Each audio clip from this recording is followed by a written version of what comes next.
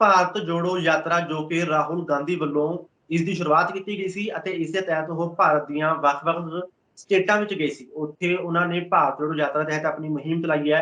ਹਾਲਾਂਕਿ ਪੰਜਾਬ ਦੀ ਲੀਡਰਸ਼ਿਪ ਵੀ ਭਾਰਤ ਜੋੜੋ ਯਾਤਰਾ ਵਿੱਚ ਵੱਖ-ਵੱਖ ਸਟੇਟਾਂ ਵਿੱਚ ਜਾ ਕੇ ਰਾਹੁਲ ਗਾਂਧੀ ਦਾ ਸਾਥ ਦੇ ਚੁੱਕੀ ਹੈ। ਇਸ ਦੇ ਤਹਿਤ ਕਈ ਤਰ੍ਹਾਂ ਦੀਆਂ ਕਹ ਲਓ ਕਿ ਗੱਲਾਂ ਸਾਹਮਣੇ ਆਈਆਂ ਸੀਗੀਆਂ, ਜਿੱਦਾਂ ਕਿ ਭਾਰਤ ਜੋੜੋ ਯਾਤਰਾ ਦੇ ਵਿੱਚ ਰਾਹੁਲ ਗਾਂਧੀ ਇੱਕ ਟੀ-ਸ਼ਰਟ ਪਾ ਕੇ ਠੰਡ ਦੇ ਵਿੱਚ ਘੁੰਮਦੇ ਰਹੇ। ਹਾਲਾਂਕਿ ਉਹਨਾਂ ਦਾ ਇੱਕ ਬਿਆਨ ਵੀ ਵਾਇਰਲ ਹੋਇਆ ਸੀ ਕਿ ਉਹਨੂੰ ਠੰਡ ਤੋਂ ਡਰ ਲੱਗਦਾ, ਇਸ ਲਈ ਉਹਨਾਂ ਨੂੰ ਠੰਡ ਨਹੀਂ ਲੱਗਦੀ ਹੈ। ਅਜਿਹੇ ਕਈ ਬਿਆਨ ਦਿੱਤੇ ਜਿਸ ਤੋਂ ਬਾਅਦ ਵਿਰੋਧੀਆਂ ਦੇ ਕਹਿ ਲਓ ਕਿ ਨਿਸ਼ਾਨੇ ਤੇ ਵੀ ਆਏ ਸੀ। ਪਰ ਗੱਲ ਕਰਾਂਗੇ ਉਹਨਾਂ ਦੀ ਜਿਹੜੀ ਭਾਰਤ ਜੋੜੋ ਯਾਤਰਾ ਸੀ ਉਹ ਪੰਜਾਬ ਦੇ ਵਿੱਚ ਉਸਦੀ ਸ਼ੁਰੂਆਤ ਹੋ ਚੁੱਕੀ ਹੈ। ਅੱਜ ਰਾਹੁਲ ਗਾਂਧੀ ਪੰਜਾਬ ਪਹੁੰਚੇ, ਸ੍ਰੀ ਦਰਬਾਰ ਸਾਹਿਬ ਨਤਮਸਤਕ ਹੋਏ, ਸਿਰ ਤੇ ਦਸਤਾਰ ਸਜਾਈ ਹੋਈ ਸੀ। ਇਸ ਦੇ ਤਹਿਤ ਆਪਾਂ ਗੱਲਬਾਤ ਕਰਦੇ ਹਾਂ। ਦਲਜੀਤ ਸਿੰਘ ਜੀ, ਕਿਵੇਂ ਦੇਖਦੇ ਹੋ ਭਾਰਤ ਜੋੜੋ ਯਾਤਰਾ ਨੂੰ? ਇਸ ਦੇ ਵਿੱਚ ਕਾਂਗਰਸ ਨੂੰ ਜਿੰਦਾ ਕੀਤਾ ਜਾ ਰਿਹਾ ਹੈ ਜਾਂ ਰਾਹੁਲ ਗਾਂਧੀ ਜਿਨ੍ਹਾਂ ਦੇ ਹੱਥੋਂ ਕਾਂਗਰਸ ਦੀ ਯਾਨੀ ਕਿ ਇੰਡੀਅਨ ਨੈਸ਼ਨਲ ਕਾਂਗਰਸ ਦੀ ਪ੍ਰਧਾਨਗੀ ਗਈ ਹੈ ਉਸ ਨੂੰ ਦੁਬਾਰਾ ਲੈ ਕੇ ਆਉਣ ਲਈ ਜੋ ਵਿਸ਼ਵਾਸ ਉਹ ਖੋ ਚੁੱਕੇ ਸੀਗੇ। ਉਸ ਜਦੋਂ ਪੰਜਾਬ ਦੇ ਤਹਿਤ ਪੰਜਾਬ ਦੇ ਨਾਲ ਨਾਲ ਕੁਝ 2-3 ਸਟੇਟਾਂ ਦੇ ਹੋਰ ਵਿੱਚ ਚੋਣਾਂ ਹੋਈਆਂ ਸੀ, ਉੱਥੇ ਕਾਂਗਰਸ ਨੂੰ ਹਾਰ ਮਿਲੀ ਸੀਗੀ। ਉਹਨਾਂ ਹਾਰਨ ਤੋਂ ਬਾਅਦ ਰਾਹੁਲ ਗਾਂਧੀ ਤੋਂ ਪ੍ਰਧਾਨਗੀ ਲੈ ਲਈ ਗਈ ਸੀਗੀ ਇੰਡੀਅਨ ਨੈਸ਼ਨਲ ਕਾਂਗਰਸ ਦੀ, ਯਾਨੀ ਕਿ ਪੂਰੇ ਦੇਸ਼ ਦੇ ਵਿੱਚ ਜੋ ਕਾਂਗਰਸ ਦੀ ਪ੍ਰਧਾਨਗੀ ਸੀ। ਭਾਰਤ ਜੋੜੋ ਯਾਤਰਾ ਤਹਿਤ ਹੁਣ ਪੰਜਾਬ ਕਿੱਦਾਂ ਜੁੜੇਗਾ, ਮੇਰਾ ਸਵਾਲ ਹੈ ਤੁਹਾਨੂੰ। ਦੂਜੀ ਗੱਲ ਕਿ ਕਾਂਗਰਸ ਜੁੜੇਗੀ, ਭਾਰਤ ਜੁੜੇਗਾ ਜਾਂ ਰਾਹੁਲ ਗਾਂਧੀ ਦੀ ਪ੍ਰਧਾਨਗੀ ਜੁੜੇਗੀ? ਇਹਨਾਂ ਚਾਰਾਂ ਵਿੱਚੋਂ ਕਿਹੜੀ ਤੁਸੀਂ ਜੁੜਦੀ ਹੋਈ ਦੇਖਦੇ ਹੋ ਭਾਰਤ ਜੋੜੋ ਯਾਤਰਾ ਦੇ ਤਹਿਤ ਤੁਸੀਂ? ਦੇਖੋ, ਸਭ ਤੋਂ ਪਹਿਲਾਂ ਤੇ ਆਪਾਂ ਨੂੰ ਗੱਲ ਕਰਨੀ ਪੈਣੀ ਹੈ ਕਾਂਗਰਸ ਦੇ ਅੱਜ ਦੇ ਹਾਲਾਤਾਂ ਦੀ। ਬਹੁਤ ਨਾਜ਼ੁਕ ਹਾਲਾਤਾਂ ਦੇ ਵਿੱਚ ਹੈ। ਏਦਾਂ ਕਹਿ ਲਈਏ ਕਿ ਕਾਂਗਰਸ ਪੂਰੇ ਭਾਰਤ ਦੇ ਵਿੱਚ ਆਖਰੀ ਸਾਹਾਂ ਤੇ ਹੈ। ਚਾਹੇ ਪੰਜਾਬ ਦੇ ਕੁਝ ਲੀਡਰ ਜਿਨ੍ਹਾਂ ਨੂੰ ਅੱਜ ਸ਼ਾਇਦ ਪ੍ਰਧਾਨਗੀ ਸੌਂਪੀ ਗਈ ਹੈ, ਰਾਜਾ ਵੜਿੰਗ ਹੋਰੀ, ਉਹਨਾਂ ਦੇ ਵਿੱਚ ਪੂਰਾ ਜੋਸ਼ ਹੈ ਕਿ ਉਹ ਨਵੇਂ-ਨਵੇਂ ਪ੍ਰਧਾਨ ਬਣੇ ਨੇ। ਪਰ ਅਸਲ ਦੇ ਵਿੱਚ ਜੇ ਦੇਖਿਆ ਜਾਵੇ ਨਾ ਤਾਂ ਕਾਂਗਰਸ ਬਿਲਕੁਲ ਖੋਖਲੀ ਹੋ ਚੁੱਕੀ ਹੈ, ਚਾਹੇ ਪੰਜਾਬ ਹੈ ਤੇ ਜਾਂ ਫਿਰ ਭਾਰਤ ਦੀ ਗੱਲ ਹੈ। ਦੁਨੀਆ ਦੇ ਵਿੱਚੋਂ ਅੱਜ ਕਿੰਗਡਮ ਖਤਮ ਹੋ ਚੁੱਕੇ ਨੇ, ਰਾਜੇ ਰਾਣੀਆਂ ਦੇ ਰਾਜ ਖਤਮ ਹੋ ਚੁੱਕੇ ਨੇ। ਡੈਮੋਕ੍ਰੈਟਿਕ ਵੇ ਦੇ ਨਾਲ ਸਰਕਾਰਾਂ ਪਾਰਟੀਆਂ ਜਿਹੜੀਆਂ ਚੁਣੀਆਂ ਜਾਂਦੀਆਂ ਫਿਰ ਉਹ ਰਾਜ ਕਰਦੀਆਂ ਨੇ। ਬਕਾਇਦਾ ਹੁਣ ਜੇ ਆਪਾਂ ਇੰਗਲੈਂਡ ਦੀ ਗੱਲ ਕਰ ਲਈਏ, ਨੀਦਰਲੈਂਡ, ਹਾਲੈਂਡ ਜਾਂ ਫਿਰ ਥਾਈਲੈਂਡ, ਹੋਰ ਬਹੁਤ ਸਾਰੇ ਮੁਲਕ ਨੇ, ਐਗਜ਼ਾਮਪਲ ਦੇ ਤੌਰ ਤੇ ਦੱਸਦਾ।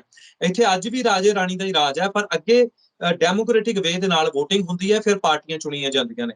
ਸੋ ਜੇ ਹੁਣ ਆਪਾਂ ਭਾਰਤ ਦੀ ਗੱਲ ਕਰੀਏ ਤੇ ਇੱਥੇ ਵੀ ਰਾਜਾ ਰਾਣੀ ਦਾ ਖੇਲ ਜਿਹੜਾ ਹੈ ਉਹ ਖਤਮ ਹੋ ਚੁੱਕਿਆ, ਕਿੰਗਡਮ ਖਤਮ ਹੋ ਚੁੱਕੇ ਨੇ। ਪਰ ਪਾਰਟੀਆਂ ਦੇ ਵਿੱਚੋਂ ਉਹ ਪਰਿਵਾਰਵਾਦ ਜਿਹੜਾ ਹੈ ਉਹ ਖਤਮ ਨਹੀਂ ਹੋਇਆ ਤੇ ਤਾਨਾਸ਼ਾਹੀ ਰਵੱਈਆ ਜਿਹੜਾ ਰਾਜਿਆਂ ਦਾ ਹੁੰਦਾ ਸੀ ਉਹ ਜਿਹੜਾ ਖਤਮ ਨਹੀਂ ਹੋਇਆ। ਹੁਣ ਜੇ ਗੱਲ ਕਾਂਗਰਸ ਤੋਂ ਪਹਿਲਾਂ ਆਪਾਂ ਬੀਜੇਪੀ ਦੀ ਕਰ ਲਈਏ ਤਾਂ ਬੀਜੇਪੀ ਦੇ ਵਿੱਚ ਵੀ ਕਹਿੰਦੇ ਕਹਾਉਂਦੇ ਲੀਡਰ, ਅਡਵਾਨੀ ਵਰਗੇ ਵੱਡੇ ਲੀਡਰ ਜਿਹੜੇ ਕੱਦ ਵਾਈਜ਼ ਵੀ ਆਪਾਂ ਕਹਿ ਲਈਏ, ਮਤਲਬ ਕਿ ਇੰਨੇ ਪੁਰਾਣੇ ਲੀਡਰ ਨੇ, ਇੰਨੇ ਹੰਢੇ ਹੋਏ ਲੀਡਰ ਸੀ, ਉਹਨਾਂ ਨੂੰ ਵੀ ਖੂੰਜੇ ਲਾ ਦਿੱਤਾ ਗਿਆ।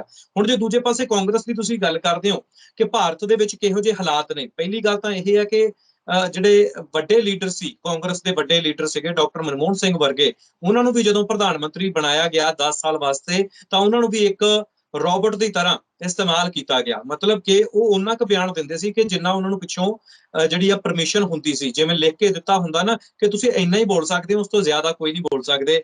ਪ੍ਰਧਾਨ ਮੰਤਰੀ ਹੋਵੇ ਸਿੱਖ, ਪੱਗ ਬੰਨ੍ਹਦਾ ਹੋਵੇ ਤੇ ਫਰਾਂਸ ਦੇ ਵਿੱਚ ਉਹਨਾਂ ਦਿਨਾਂ ਦੇ ਵਿੱਚ ਲੱਗਦੀ ਹੋਵੇ ਪੱਗ ਦੇ ਉੱਤੇ ਪਾਬੰਦੀ, ਤੇ ਉਹ ਪ੍ਰਧਾਨ ਮੰਤਰੀ ਫਰਾਂਸ ਆ ਕੇ ਮਿਲ ਕੇ ਵੀ ਜਾਵੇ ਤੇ ਇੱਕ ਵਾਰ ਵੀ ਇਹ ਗੱਲ ਨਾ ਕਰੇ ਕਿ ਭਾਈ ਜਿਹੜੀ ਪੱਗ ਦੇ ਉੱਤੋਂ ਪਾਬੰਦੀ ਹਟਾਓ। ਸੋ ਫਿਰ ਆਪਾਂ ਕਿੰਨਾ ਕੁ ਕਹਿ ਸਕਦੇ ਹਾਂ ਕਿ ਉਹਨਾਂ ਨੂੰ ਜਿਹੜਾ ਇਜਾਜ਼ਤ ਜਿਹੜੀ ਉਹ ਮਿਲਦੀ ਹੋਏਗੀ। ਸੋ ਬੀਬੀ ਇੰਦਰਾ ਗਾਂਧੀ ਦੀ ਜਦੋਂ ਗੱਲ ਕਰ ਲਈਏ, ਉਸ ਤੋਂ ਬਾਅਦ ਰਾਜੀਵ ਗਾਂਧੀ ਹੋਰਾਂ ਦੀ ਗੱਲ ਕਰ ਲਈਏ, ਬੀਬੀ ਇੰਦਰਾ ਗਾਂਧੀ ਤੋਂ ਬਾਅਦ ਡਾਇਰੈਕਟਲੀ ਅਗਲੇ ਦਿਨ ਹੀ ਜਿਹੜੇ ਰਾਜੀਵ ਗਾਂਧੀ ਪ੍ਰਧਾਨ ਮੰਤਰੀ ਜਿਹੜੇ ਬਣ ਗਏ ਸੀ, ਸੋ ਉਸ ਤੋਂ ਬਾਅਦ ਉਹਨਾਂ ਨੂੰ ਵੀ ਭਾਰੀ ਬਹੁਮਤ ਦੇ ਨਾਲ ਜਿਹੜਾ ਹੈ ਪੂਰੇ ਦੇਸ਼ ਦੇ ਵਿੱਚ ਜਿਤਾਇਆ ਗਿਆ।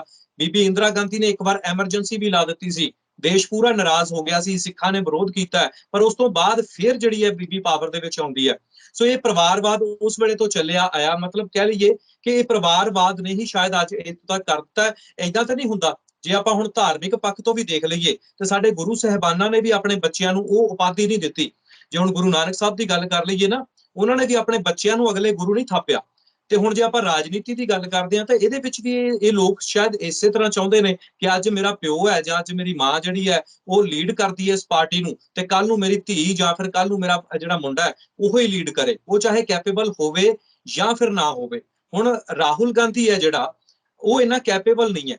ਜਿਹੜੇ ਕੈਪੇਬਲ ਸੀ ਉਹਨਾਂ ਨੂੰ ਖੁੱਡੇ ਲਾਈਨ ਲਾ ਦਿੱਤਾ ਗਿਆ। ਤੇ ਦੂਸਰੇ ਨੰਬਰ ਦੇ ਉੱਤੇ ਬੀਬੀ ਸੋਨੀਆ ਗਾਂਧੀ ਜੇ ਖੁਦ ਕਮਾਂਡ ਕਰਦੇ ਤਾਂ ਸ਼ਾਇਦ ਅੱਜ ਕਾਂਗਰਸ ਦੀ ਜਿਹੜੀ ਹੈ ਤਕਦੀਰ ਹੋਰ ਹੁੰਦੀ, ਭਵਿੱਖ ਹੋਰ ਹੁੰਦਾ, ਪ੍ਰੈਜ਼ੈਂਟ ਹੋਰ ਹੁੰਦਾ। ਪਰ ਸੋਨੀਆ ਗਾਂਧੀ ਜਿਹੜੀ ਬੀਬੀ ਹੈ, ਜਦੋਂ ਡਾਕਟਰ ਮਨਮੋਹਨ ਸਿੰਘ ਨੂੰ ਪ੍ਰਧਾਨ ਮੰਤਰੀ ਬਣਾਇਆ ਗਿਆ ਨਾ, ਉਸ ਵੇਲੇ ਚਰਚਾ ਸੀਗੀ ਕਿ ਸ਼ਾਇਦ ਬੀਬੀ ਸੋਨੀਆ ਗਾਂਧੀ ਨੂੰ ਪ੍ਰਧਾਨ ਮੰਤਰੀ ਬਣਾਇਆ ਜਾਊਗਾ, ਮਤਲਬ ਉਹਨਾਂ ਨੂੰ ਇਹ ਜਿਹੜਾ ਅਹੁਦਾ ਦਿੱਤਾ ਜਾਵੇ। ਪਰ ਉਹ ਖੁਦ ਇਹ ਗੱਲ ਤੋਂ ਪਿੱਛੇ ਹਟ ਗਏ ਸੀ ਕਿ ਮੈਂ ਪ੍ਰਧਾਨ ਮੰਤਰੀ ਨਹੀਂ ਬਣਾਂਗੀ। ਉਹਦੇ ਵਿੱਚ ਇਹ ਵੀ ਅਫਵਾਹਾਂ ਉੱਡੀਆਂ ਸੀ ਕਿ ਸ਼ਾਇਦ ਬੀਬੀ ਸੋਨੀਆ ਗਾਂਧੀ ਦੇ ਮਨ ਦੇ ਵਿੱਚ ਡਰ ਸੀ ਕਿ ਸ਼ਾਇਦ ਕੁਝ ਉਸ ਤਰ੍ਹਾਂ ਦਾ ਨਾ ਹੋ ਜਾਏ ਜੋ ਬੀਬੀ ਇੰਦਰਾ ਗਾਂਧੀ ਦੇ ਨਾਲ ਕਿਸੇ ਵੇਲੇ ਵਾਪਰਿਆ ਸੀਗਾ। ਅੱਛਾ, ਹੁਣ ਜਦੋਂ ਗੱਲ ਕਰਦੇ ਹਾਂ ਰਾਹੁਲ ਗਾਂਧੀ ਇਹਨੇ ਕੈਪੇਬਲ ਨਹੀਂ, ਬੀਬੀ ਸੋਨੀਆ ਗਾਂਧੀ ਆਪ ਪਿੱਛੇ ਹੋ ਗਈ, ਤੇ ਉਸ ਤੋਂ ਬਾਅਦ ਜਿਹੜੀ ਪਾਰਟੀ ਦੇ ਨਾਲ ਇਹਨਾਂ ਦੀ ਟੱਕਰ ਹੈ, ਯਾਨੀ ਕਿ ਬੀਜੇਪੀ ਜਿਹੜੀ ਹੈ ਉਹਦੇ ਨਾਲ ਸਿੱਧੇ ਤੌਰ ਦੇ ਉੱਤੇ ਟੱਕਰ ਹੈ। ਤੇ ਬੀਜੇਪੀ ਜਿਹੜੀ ਹੈ ਇਸ ਵੇਲੇ ਟਾਰਗੇਟ ਲੈ ਕੇ ਚੱਲੀ ਹੋਈ ਹੈ ਕਿ ਵਿਰੋਧੀ ਧਿਰ ਜਿਹੜਾ ਭਾਰਤ ਦੇ ਵਿੱਚੋਂ ਖਤਮ ਕਰਨਾ ਹੈ।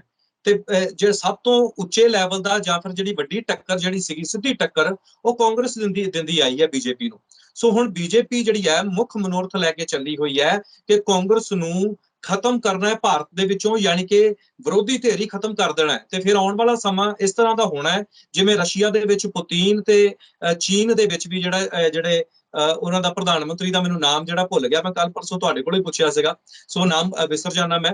ਸੋ ਇਸ ਤਰ੍ਹਾਂ ਦਾ ਰਾਜ ਜਿਹੜਾ ਹੈਗਾ ਉਹ ਚਲਾਉਣਾ ਚਾਹੁੰਦੇ ਨੇ, ਵਿਰੋਧੀ ਧਿਰ ਖਤਮ ਹੋ ਜਾਊਗਾ। ਜੀ ਹਾਂ ਜੀ, ਉਹਨਾਂ ਦੀ ਗੱਲ ਕਰ ਰਹੇ ਹਾਂ। ਸੋ ਅੱਛਾ, ਹੁਣ ਜਦੋਂ ਆਪਾਂ ਗੱਲ ਕਰਦੇ ਹਾਂ ਕਿ ਪੰਜਾਬ ਲੈਵਲ ਦੇ ਉੱਤੇ ਕੀ ਹੈ, ਹੁਣ ਜੇ ਭਾਰਤ ਦੀ ਤਾਂ ਮੈਂ ਤੁਹਾਨੂੰ ਗੱਲ ਦੱਸ ਦਿੱਤੀ ਹੈ ਕਿ ਬਹੁਤ ਮਾੜੇ ਹਾਲਾਤ ਨੇ ਤੇ ਸੁਧਰਨ ਵਾਲੇ ਵੀ ਨਹੀਂ ਹੈ, ਚਾਹੇ ਭਾਰਤ ਜੋੜੋ ਯਾਤਰਾ 2 ਵਾਰ ਕਿਉਂ ਨਾ ਚਲਾ ਲੈਣ ਰਾਹੁਲ ਗਾਂਧੀ। ਸੋ ਉਸ ਤੋਂ ਬਾਅਦ ਹੁਣ ਜਦੋਂ ਆਪਾਂ ਪੰਜਾਬ ਦੀ ਗੱਲ ਕਰਦੇ ਤੇ ਪੰਜਾਬ ਦੀ ਲੀਡਰਸ਼ਿਪ ਜਿਹੜੀ ਉਹ ਆਪਸ ਦੇ ਵਿੱਚ ਲੜ ਕੇ ਦੂਰੀ ਤਿਰੀ ਹੋਈ ਪਈ ਹੈ। ਸੋ ਜਿਹੜੇ ਲੀਡਰ ਵਧੀਆ ਸੀ ਉਹ ਜਿਹੜੇ ਨੇ ਉਹਨਾਂ ਦਾ ਵੀ ਆਪਸੀ ਰੇੜਕਾ ਚੱਲੀ ਜਾਂਦਾ। ਹੁਣ ਨਵਜੋਤ ਸਿੱਧੂ ਨੂੰ ਦੁਨੀਆ ਮੰਨਦੀ ਹੈ, ਉਹਨਾਂ ਦੀ ਫੋਲੋਇੰਗ ਹੈਗੀ ਹੈ, ਪਰ ਜਦੋਂ ਕੋਈ ਫੈਸਲਾ ਨਿਰਣਾ ਲੈਣ ਦਾ ਸਮਾਂ ਆਉਂਦਾ ਨਾ, ਉਸ ਵੇਲੇ ਨਵਜੋਤ ਸਿੱਧੂ ਵੀ ਕੋਈ ਵਧੀਆ ਕੰਮ ਫੈਸਲਾ ਕਰ ਨਹੀਂ ਪਾਉਂਦੇ।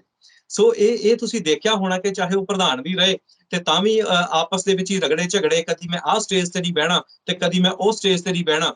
ਰਾਹੁਲ ਗਾਂਧੀ ਆਉਂਦੇ ਨੇ ਚੁੱਪ ਚਪੀਤੇ ਚੰਨੀ ਸਾਹਿਬ ਨੂੰ ਜਿਹੜਾ ਹੈ ਮੁੱਖ ਮੰਤਰੀ ਐਲਾਨ ਜਾਂਦੇ ਨੇ, ਮੁੱਖ ਮੰਤਰੀ ਦਾ ਚਿਹਰਾ, ਤੇ ਨਵਜੋਤ ਸਿੱਧੂ ਹੋਰੀ ਕੋਲ ਬੈਠੇ ਨਾਰਾਜ਼ ਹੋ ਜਾਂਦੇ ਨੇ, ਉਹ ਕਹਿੰਦੇ ਕਿ ਮੈਂ ਬੋਲਣਾ ਨਹੀਂ।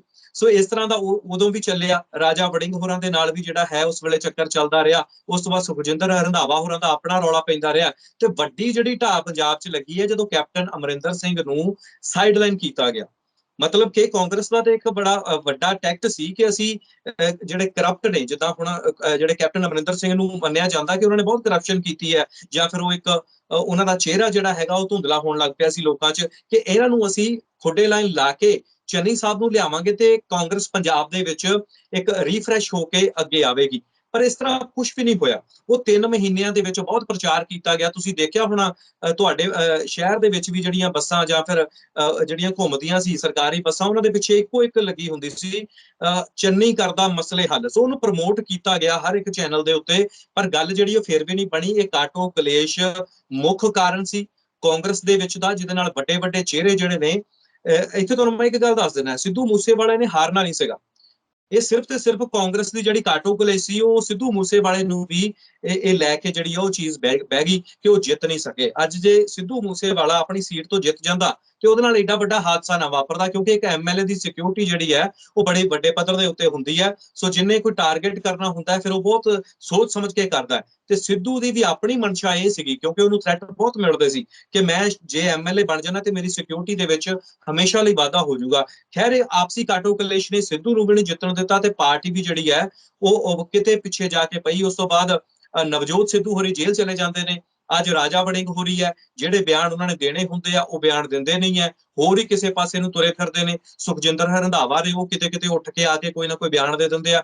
ਸੋ ਬਿਲਕੁਲ ਦੁਰਦਸ਼ਾ ਜਿਹੜੀ ਹੈ ਇਸ ਵੇਲੇ ਪੂਰੇ ਭਾਰਤ ਦੇ ਵਿੱਚ, ਤੇ ਉਸ ਤੋਂ ਬਾਅਦ ਕਹੀਏ ਕਿ ਪੰਜਾਬ ਦੇ ਵਿੱਚ ਮਾੜੀ ਹੈ। ਤੇ ਫਿਊਚਰ ਵੀ ਮੈਨੂੰ ਇਸੇ ਤਰ੍ਹਾਂ ਦਾ ਲੱਗ ਰਿਹਾ ਕਿ ਕੁਝ ਵੀ ਬਦਲਣ ਵਾਲਾ ਨਹੀਂ ਹੈ ਇਹਨਾਂ ਦੇ ਫਿਊਚਰ ਦੇ ਵਿੱਚ। ਹਾਂ, ਇੱਕ ਗੱਲ ਹੋਣੀ ਹੈ ਜੋ ਫਿਊਚਰ ਦੇ ਵਿੱਚ ਬੀਜੇਪੀ ਦੇ ਵਿਰੋਧ ਦੇ ਵਿੱਚ ਜਿਹੜੀ ਪਾਰਟੀ ਆਉਣੀ ਹੈ ਉਹ ਆਮ ਆਦਮੀ ਪਾਰਟੀ ਆ ਸਕਦੀ ਹੈ। ਕਾਂਗਰਸ ਦਾ ਹੌਲੀ ਹੌਲੀ ਬਿਲਕੁਲ ਸਫਾਇਆ ਹੋ ਰਿਹਾ, ਇਹ ਚਾਹੇ ਲੀਡਰਸ਼ਿਪ ਮੰਨੇ ਜਾਂ ਨਾ ਮੰਨੇ। ਜੀ, ਤੁਸੀਂ ਗੱਲ ਕੀਤੀ ਹੈ ਕਿ ਭਾਰਤ ਦੇ ਵਿੱਚ ਕਹਿ ਲਓ ਕਿ ਜੋ ਇੱਕ ਓਪੋਜੀਸ਼ਨ ਹੈ ਉਹ ਰਹਿਣੀ ਨਹੀਂ ਹੈਗੀ। ਮੈਂ ਤੁਹਾਨੂੰ ਪੁੱਛਦਾ ਕਿ ਫਿਰ ਪੰਜਾਬ ਦੇ ਵਿੱਚ ਓਪੋਜੀਸ਼ਨ ਕਿਹੜੀ ਰਹੇਗੀ? ਕਿ ਕਾਂਗਰਸ ਦਾ ਕੁਝ ਨਹੀਂ ਬਣਨ ਵਾਲਾ, ਘੜੇਬੰਦੀ ਹੋ ਗਈ, ਮੁੱਦਾ ਆਪਣੇ ਹਾਸ਼ੀਏ ਤੇ ਪਹੁੰਚ ਚੁੱਕਿਆ। ਹੁਣ ਤੁਸੀਂ ਕਿਹਨੂੰ ਦੇਖਦੇ ਹੋ ਪੰਜਾਬ ਦੀ ਓਪੋਜੀਸ਼ਨ ਕਿਹੜੀ ਹੋ ਸਕਦੀ ਹੈ? ਕਿਉਂਕਿ ਓਪੋਜੀਸ਼ਨ ਤਾਂ ਪੰਜਾਬ ਦੇ ਵਿੱਚ ਨਹੀਂ ਰਹਿਣੀ ਫਿਰ ਜਿਸ ਤਰੀਕੇ ਨਾਲ ਹਾਲਾਤ ਨਹੀਂ ਫਿਰ ਤਾਂ। ਨਹੀਂ, ਦੇਖੋ ਤੁਸੀਂ ਇੱਕ ਗੱਲ ਇਹ ਵੀ ਮੰਨ ਕੇ ਤੁਹਾਨੂੰ ਚੱਲਣੀ ਪੈਣੀ ਹੈ, ਚਾਹੇ ਪੂਰੇ ਦੇਸ਼ ਦੇ ਵਿੱਚ ਕਾਂਗਰਸ ਦਾ ਮਾੜਾ ਹਾਲ ਹੋਵੇ, ਪਰ ਕਿਤੇ ਨਾ ਕਿਤੇ ਇੱਜ਼ਤ ਬਚੀ ਹੋਈ ਹੈ ਪੰਜਾਬ ਦੇ ਵਿੱਚ। ਇਹ ਸਿਰ ਕੱਢ ਲੀਡਰ ਨੇ। ਮੈਂ ਜੇ ਨਵਜੋਤ ਸਿੰਘ ਸਿੱਧੂ ਹੋਰਾਂ ਦੀ ਗੱਲ ਕਰਦੇ ਆ ਨਾ, ਜਾਂ ਫਿਰ ਹੋਰ ਜਿਹੜੇ ਇਹਨਾਂ ਦੇ ਲੀਡਰ ਹੈ, ਉਹ ਮਤਲਬ ਕਿਤੇ ਬਾਕੀ ਸਟੇਟਾਂ ਨਾਲੋਂ ਕਿਤੇ ਨਾ ਕਿਤੇ ਫਿਰ ਵੀ ਠੀਕ ਨੇ। ਇਹ ਥੋੜਾ ਬਹੁਤਾ ਸਾਹ ਜਿਹੜਾ ਹੈ, ਜੇ ਕਾਂਗਰਸ ਪਾਰਟੀ ਨੂੰ ਆਕਸੀਜਨ ਮਿਲਣੀ ਹੈ ਉਹ ਪੰਜਾਬ ਚੋਂ ਹੀ ਮਿਲਣੀ ਹੈ, ਹੋਰ ਨਹੀਂ ਕਿਤੋਂ ਵੀ ਮਿਲਣੀ ਹੈਗੀ। ਸੋ ਪੰਜਾਬ ਦੇ ਵਿੱਚ ਜਿਹੜੇ ਆ ਲੀਡਰ ਨੇ 5-7 ਇਹ ਖਿੱਚੀ ਧੂ ਫਿਰਨਗੇ, ਇਹ ਤੁਸੀਂ ਆਉਣ ਵਾਲਾ ਸਮਾਂ ਦੇਖਿਓ, ਕਿਉਂਕਿ ਨਵਜੋਤ ਸਿੰਘ ਸਿੱਧੂ ਹੋਰਾਂ ਦੇ ਬਾਹਰ ਆਉਣ ਦੀਆਂ ਗੱਲਾਂ ਵੀ ਚੱਲ ਪਈਆਂ। ਖੈਰ ਇਹ ਵੀ ਕਿਹਾ ਜਾ ਰਿਹਾ ਕਿ ਉਹ ਆਉਂਦੇ ਹੀ ਪਾਰਟੀ ਛੱਡਣਗੇ ਤੇ ਆਮ ਆਦਮੀ ਪਾਰਟੀ ਜੁਆਇਨ ਕਰਨਗੇ, ਪਰ ਇਸ ਤਰ੍ਹਾਂ ਦਾ ਕੁਝ ਵੀ ਨਹੀਂ ਹੈ। ਜੋ ਮੈਂ ਸਮਝਦਾ ਕਿ ਇਸ ਤਰ੍ਹਾਂ ਦਾ ਕੁਝ ਵੀ ਨਹੀਂ ਹੈ, ਉਹ ਇਸੇ ਪਾਰਟੀ ਦੇ ਵਿੱਚ ਸ਼ਾਇਦ ਰਹਿਣਗੇ ਤੇ ਇਹ ਪਾਰਟੀ ਜਿਹੜੀ ਹੈ ਕਿਸੇ ਹੱਦ ਤੱਕ ਇੱਕ ਵਿਰੋਧੀ ਧਿਰ ਬਣ ਕੇ ਟੱਕਰਾ ਦਿੰਦੀ ਰਹੂਗੀ। ਹਾਂਜੀ, ਤੁਸੀਂ ਕਹਿ ਰਹੇ ਹੋ ਕਿ ਨਵਜੋਤ ਸਿੰਘ ਸਿੱਧੂ ਬਾਹਰ ਆਣਗੇ, ਤੇ ਜੇ ਗੱਲ ਕਰੀਏ ਨਵਜੋਤ ਸਿੰਘ ਸਿੱਧੂ ਜੇ ਬਾਹਰ ਆ ਹੋ ਜਾਂਦੇ ਆ ਤਾਂ ਜਿੱਦਾਂ ਉਹਨਾਂ ਦੇ ਬਿਆਨ ਉਹਨਾਂ ਦੇ ਪਹਿਲਾਂ ਰਹਿ ਚੁੱਕੇ ਨੇ, ਕਾਂਗਰਸ ਦੇ ਖਿਲਾਫ ਹੀ ਰਹਿ ਚੁੱਕੇ ਸੀਗੇ ਇਲੈਕਸ਼ਨ ਤੋਂ ਪਹਿਲਾਂ ਵੀ, ਲੱਗਦਾ ਉਹਨਾਂ ਤੁਸੀਂ ਕਿਵੇਂ ਕਹਿ ਸਕਦੇ ਹੋ ਉਹਨਾਂ ਵਿੱਚ ਘਾਟਾ ਹੋਊਗਾ ਜਾਂ ਵਾਧਾ ਹੋਊਗਾ ਉਹਨਾਂ ਵਿੱਚ, ਕੀ ਤਾਂ ਵਾਧਾ ਹੋਰ ਹੋ ਜਾਵੇ ਉਹ ਜੋ ਨਹੀਂ ਬਿਲਕੁਲ ਘਟਨਾ ਦੇ ਵੱਧ ਵੀ ਸਕਦੀ ਹੈ ਜਿਸ ਨੂੰ ਫਿਰ ਕਿਵੇਂ ਦੇਖਦੇ ਹੋ ਕਿ ਹਾਂ ਬਿਲਕੁਲ ਇਹਦੇ ਵਿੱਚ ਕੋਈ ਸ਼ੱਕ ਨਹੀਂ ਹੈ ਕਿ ਉਹ ਉਹਨਾਂ ਦੀ ਬਿਆਨਬਾਜ਼ੀ। ਹਾਂਜੀ ਪੁੱਛ ਲਓ ਸਵਾਲ ਤੁਸੀਂ ਜੀ। ਮੈਂ ਕਹਿੰਦਾ ਸੀ ਆ ਵੀ ਦੱਸ ਦਿਓ ਨਾਲ, ਮੇਰੇ ਸਵਾਲ ਹੈ ਕਿ ਕੀ ਕਾਂਗਰਸ ਤੋਂ ਇਲਾਵਾ ਆਮ ਆਦਮੀ ਪਾਰਟੀ ਦੇ ਅੱਗੇ ਕੋਈ ਹੋਰ ਓਪੋਜੀਸ਼ਨ ਹੈ, ਕੋਈ ਹੋਰ ਪਾਰਟੀ ਵਿਰੋਧੀ ਧਿਰ ਦੀ ਭੂਮਿਕਾ ਨਿਭਾ ਸਕਦੀ ਹੈ ਜੀ?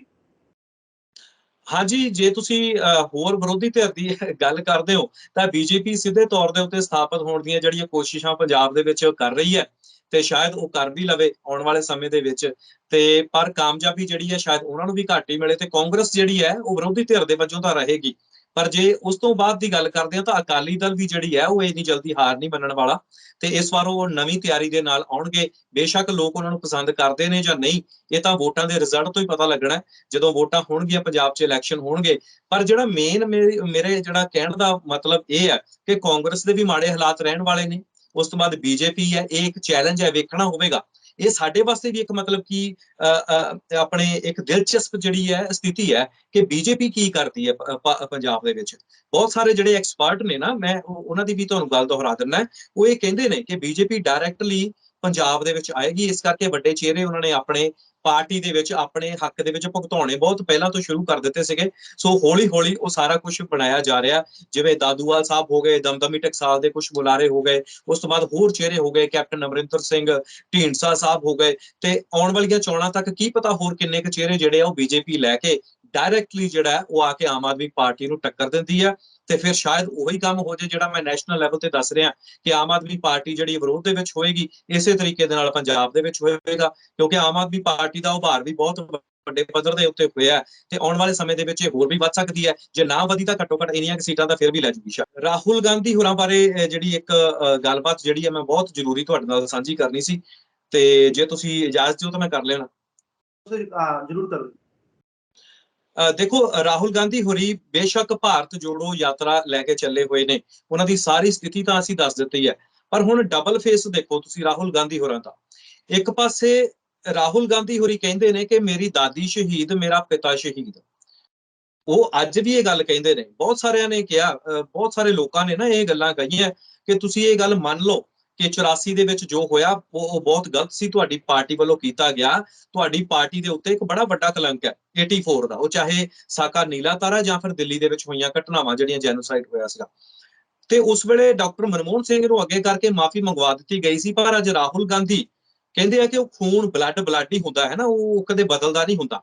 ਰਾਹੁਲ ਗਾਂਧੀ ਅੱਜ ਭਾਰਤ ਜੋੜੋ ਯਾਤਰਾ ਦੇ ਵਿੱਚ ਇਹ ਗੱਲ ਫਿਰ ਉਹਨਾਂ ਨੇ ਦੁਹਰਾਈ ਹੈ ਕਿ ਮੇਰੀ ਦਾਦੀ ਸ਼ਹੀਦ ਸੀ ਤੇ ਮੇਰਾ ਜਿਹੜਾ ਪਿਤਾ ਹੈ ਉਹ ਵੀ ਸ਼ਹੀਦ ਸੀ।